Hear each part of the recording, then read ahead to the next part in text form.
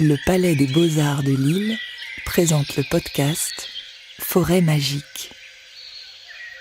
Une balade en forêt qui rend sensible à l'invisible. Épisode 3. Thierry Gauquelin, chercheur en écologie forestière.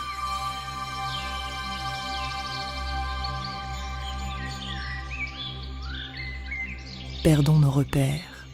Retrouvons-nous dans la forêt des arbres et du vivant. Je suis Thierry Gauquelin, professeur émérite à Aix-Marseille Université, dans un laboratoire qui s'appelle l'IMBE, l'Institut méditerranéen de biodiversité et d'écologie marine et continentale.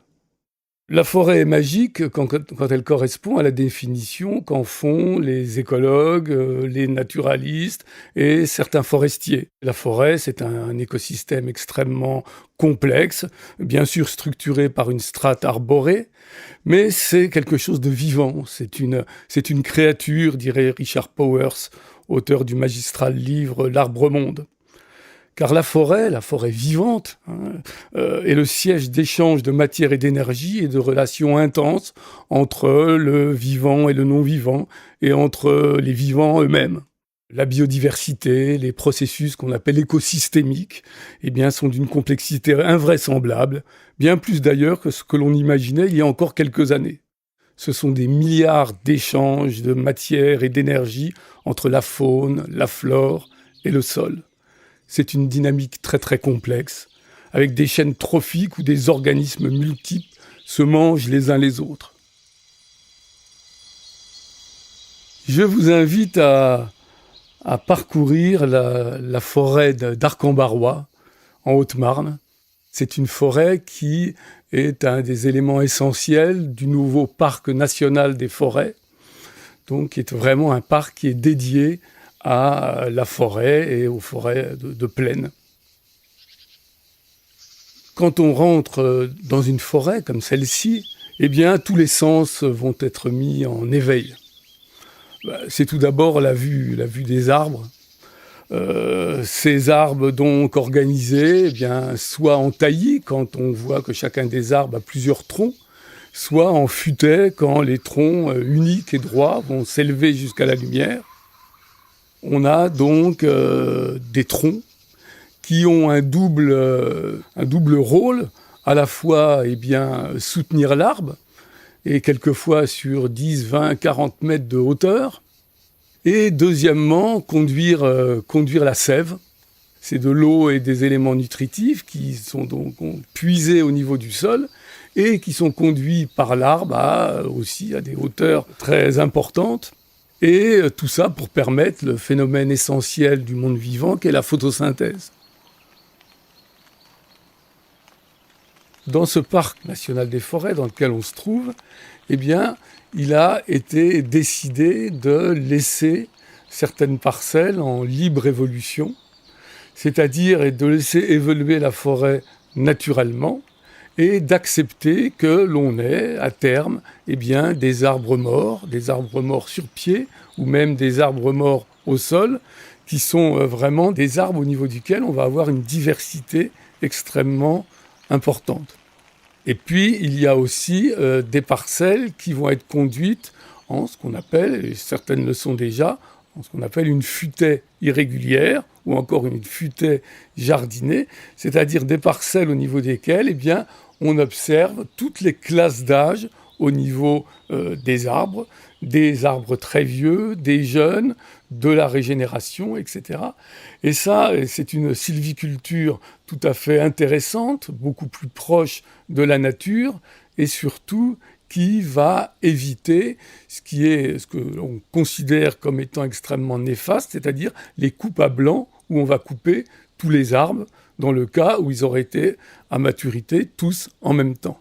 Là, non, on va sélectionner certains arbres. Ensuite, dans cette forêt, vous allez, dès que vous rentrez dans la forêt, vous allez percevoir un certain nombre de sons, un certain nombre de bruits. Alors bien sûr, on peut penser au chant des oiseaux, mais finalement, ces oiseaux, ils ne sont pas si nombreux que ça dans la forêt. Mais avec un petit peu de chance, eh bien, vous pourrez entendre le tambourinage du pic noir, le plus grand de nos pics, qui a un tambourinage à une cadence exacte de 20 coups par seconde et qui est audible à plus d'1 kilomètre.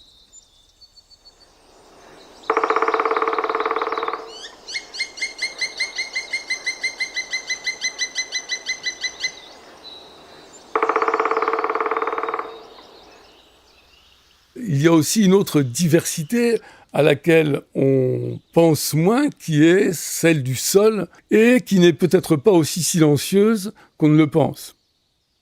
Un collègue m'a rapporté qu'un jour, allongé sur une épaisse litière de feuilles de hêtre pour une sieste sans doute bien méritée, avait perçu venant du sol des bruits étranges mais persistants.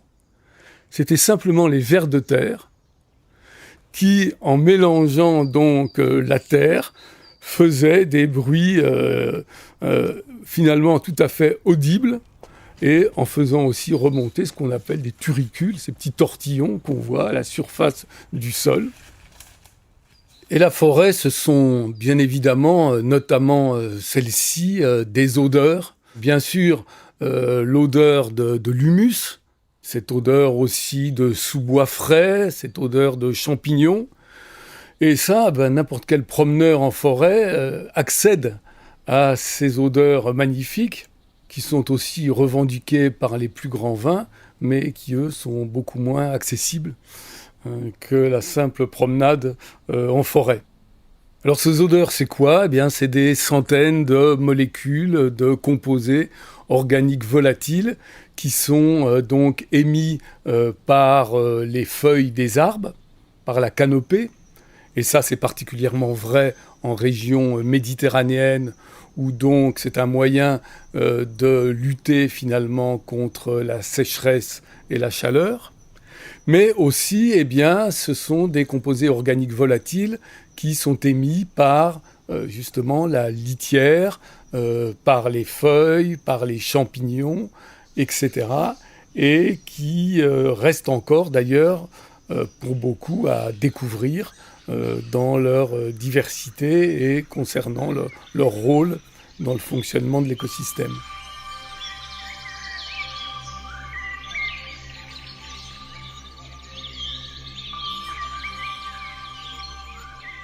Quand on parle de fonctionnement de l'écosystème forestier à l'heure actuelle, on peut parler par exemple de la fixation du carbone par les forêts, de ce qu'on appelle le rôle de puits de carbone des forêts, de manière à limiter la quantité de CO2 dans l'atmosphère responsable du réchauffement climatique. Un tronc, ça pèse une certaine masse, et dans cette masse, on sait qu'il y a en gros 50% de carbone. Donc si vous avez un tronc qui pèse 300, 400, 500 kilos, et c'est souvent beaucoup plus, vous avez 100, 200 ou 300 kilos de carbone. Et puis aussi, peut-être encore plus que dans la biomasse aérienne, il y a ce qui se trouve dans le sol. Il y a des éléments minéraux, mais il y a aussi de la matière organique. Matière organique constituée en majorité de carbone. Donc quand vous avez un sol épais, riche en matière organique, ça constitue un stock de carbone tout à fait considérable, qu'on peut d'ailleurs encore améliorer si on a un meilleur fonctionnement de la forêt. Devant nous, un aspect de la forêt d'un seul coup complètement différent. Il s'agit en fait d'une plantation de pins qui a été faite il y a peut-être une trentaine ou une quarantaine d'années. Et on voit là que le paysage, l'atmosphère même, change complètement dans cette plantation. D'une part parce qu'on n'y retrouve plus qu'une seule espèce, le pin qui a été planté, et d'autre part parce que c'est un paysage beaucoup plus uniforme. Tous les arbres ont le même âge. Et on peut, dans ce cas-là, se poser la question, est-ce qu'on est encore dans une forêt ? Est-ce qu'on n'est finalement pas dans un système plus simplifié qui s'apparenterait plus finalement à un champ de maïs au niveau desquels les pieds de graminées sont remplacés par des pins que l'on a alignés d'un seul coup. Alors peut-être un peu de stockage de carbone, mais évidemment moins de services au niveau récréatif, au niveau de la biodiversité et au niveau de la magie que peut constituer une forêt. Finalement, une forêt ne se limite pas simplement à la présence d'arbres. Une forêt, c'est beaucoup plus complexe que ça.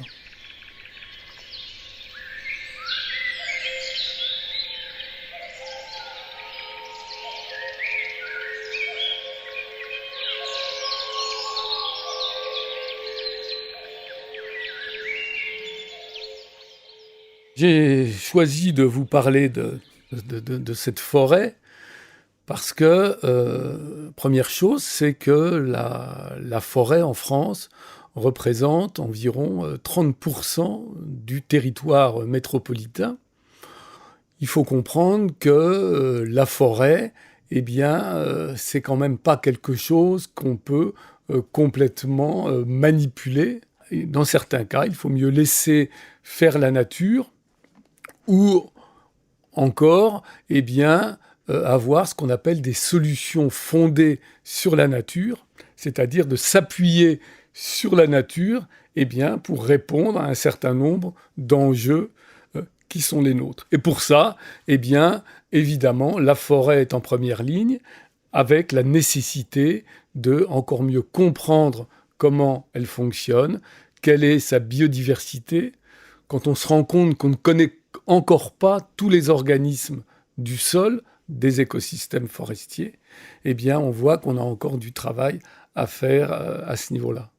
Ce qu'on veut transmettre, c'est une certaine appétence, un certain goût pour aller s'intéresser à la nature, être curieux du milieu naturel. Moi, je suis vraiment très inquiet de la façon dont les jeunes générations sont complètement déconnectées du milieu naturel. Et ça passe aussi par finalement une curiosité à acquérir. Et c'est pas si difficile que ça, parce que on parlait tout à l'heure de la faune du sol. Eh bien, quand vous extrayez des petites bébêtes d'un sol, que vous mettez ça sous une loupe binoculaire et que vous montrez ça à des élèves de 6e ou même de primaire, eh bien, ils sont absolument émerveillés de voir tous ces organismes. Et voilà, alors après, il faut aller plus loin, mais c'est déjà un premier pas. Hein, quand on est avec des étudiants et qu'on va dans une forêt, par moment, je leur dis, écoutez, pendant un quart d'heure, une demi-heure, je ne vais rien vous dire. Hein, vous allez regarder, vous allez observer, vous allez voir des tas de choses. Hein. Et après, ce qui peut être intéressant, c'est qu'ils puissent quand même s'intéresser à la détermination des espèces, des arbres, connaître une dizaine d'arbres. Eh bien, quand vous allez connaître le nom de 10 arbres dans une forêt, eh bien, vous allez voir la forêt un peu différemment. Parce que vous avez compris qu'il y a une diversité, etc., à ce niveau-là. Et c'est pas très compliqué. Et pourtant, eh bien, l'expérience montre que si vous demandez à un promeneur de citer 5 arbres ou 10 arbres différents dans la forêt, il ne saura pas. Cette connaissance des milieux forestiers, eh bien, c'est quelque chose qui doit commencer dès l'enfance, dès le primaire, dès le collège, etc. Et on peut émettre finalement une proposition qui est relativement simple, c'est que chaque collège de chaque ville de France soit systématiquement jumelé avec une forêt, une parcelle forestière. Il n'y a pas besoin que ce soit très grand. Et eh bien, en début d'année, tous les élèves d'une classe vont dans cette forêt, apprennent à connaître les arbres, les mesures, leur taille, leur diamètre, observent, regardent la biodiversité, et eh bien, ils retournent, si c'est en 6e, en 5e, en 4e, en 3e, pour voir l'évolution de ce milieu-là. Ils s'approprient en quelque sorte ce milieu forestier, l'ONF, le CNPF, donc les propriétaires forestiers pourraient être extrêmement motivés à ce genre de choses. Et puis les professeurs de SVT, je suis sûr, ne demanderaient que ça. On va là, en plus, dans ce milieu forestier, eh bien, on peut faire des maths. Quand on mesure le diamètre de l'arbre, on peut mesurer sa circonférence, son rayon. On peut faire de la techno, on peut faire de l'histoire, etc. L'histoire de ces milieux-là, tout un panel de disciplines qui peuvent être abordées dans ce petit hectare de forêt qui serait suffisant. Finalement, pour rendre à la forêt sa magie, peut-être le plus simple, c'est de n'y rien faire, de la laisser évoluer. Au risque d'y voir des arbres morts, un certain désordre, mais finalement la magie, elle est aussi dans ce désordre que l'on a dans une forêt naturelle.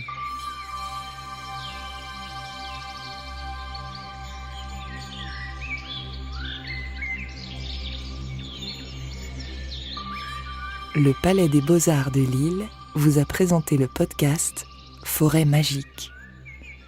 Une balade en forêt qui rend sensible à l'invisible. Découvrez d'autres épisodes, la série continue.